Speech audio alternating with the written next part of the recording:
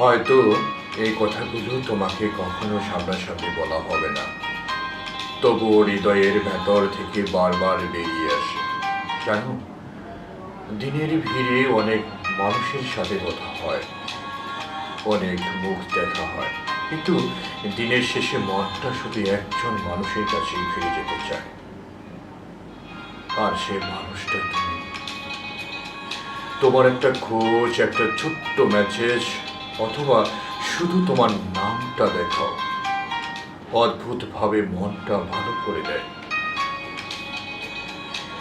তাই এই চিঠিটা শুধু একটা কথা বলার জন্য।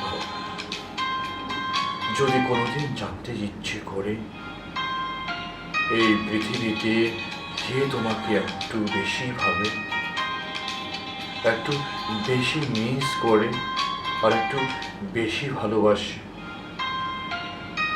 তাহলে উত্তরটা হয়তো এই চিঠির মাঝেই লুকিয়ে আছে।